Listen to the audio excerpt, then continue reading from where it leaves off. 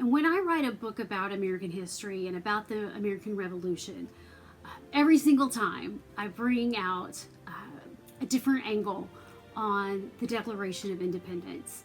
And so what I wanted to do for this Independence Day is share with you how some of my new books talk about the Declaration of Independence and the significance that it was to the people in the books. So, for example, one of my new books is called The Submarine and the Spies, Friendship and Vigilance in the American Revolution. Now, this is a novel about real people.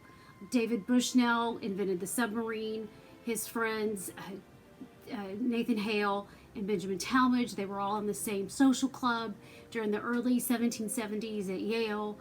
And David Bushnell had the foresight. He was older.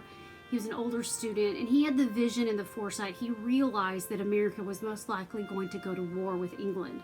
And that's why he began to experiment with underwater explosions and powder kegs and began to build that submarine, because he realized that there was going to be a need for a new type of warfare in the war that came with England. But Benjamin Talmadge and Nathan Hale, they were stronger, bigger men, and they were able to join the army after the battles of Lexington and Concord. They both left a teaching position in Connecticut to join the Continental Army. And so they didn't find out about the Declaration of Independence until July 9, 1776. And so what happened is the Continental Congress announced the Declaration, and then it was printed on broadsides, is what they were called, big large sheets of paper, and then it was distributed by the members of the committees of correspondence. The horseback riders like Paul Revere carried these broadsides with the Declaration to the different states.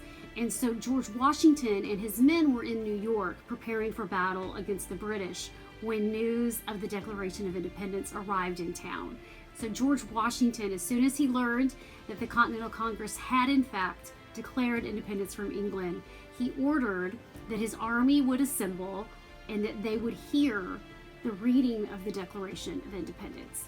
And so Nathan Hale and Benjamin Talmadge heard that reading out loud by a member of the Continental Congress. And there's a great statue in New York that depicts the first reading of the Declaration of Independence in New York.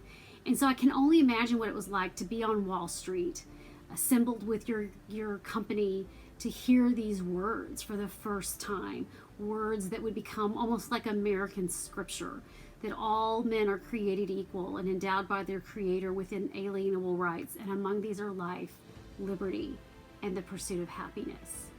Now, one of the things that we know that happened is that night, a group of soldiers went over to the equestrian statue of King George III and tore it down on the Bowling Green at the tip of Manhattan. Now, what's kind of funny in retrospect is that George Washington the next day in his general orders reprimanded those soldiers for tearing down that statue, which may seem a little strange to us today. But in fact, George Washington wanted to make sure that there was order and discipline among his troops. And even though he appreciated the zeal behind tearing down that statue of King George III and probably was happy to see it gone himself, he recognized the need for discipline and order. And so he just suggested that they not do that again, because he didn't want his army to become a mob. He didn't want mob rule. So I talk a little bit about that in The Submarine and the Spies. But we don't know that Nathan Hale or Benjamin Talmadge participated in the pulling down of the statue. There's no indication that they did. But they did hear the reading of the Declaration of Independence in New York for the first time. So I'm Jane Cook, and that's The Submarine and the Spies, which you can get on janecooktcom/shop, and you can get an autographed copy, or you can go to the tried and true, frequent, popular website, amazon.com, and get a copy there. Thanks so much for listening. I'm Jane Hampton Cook.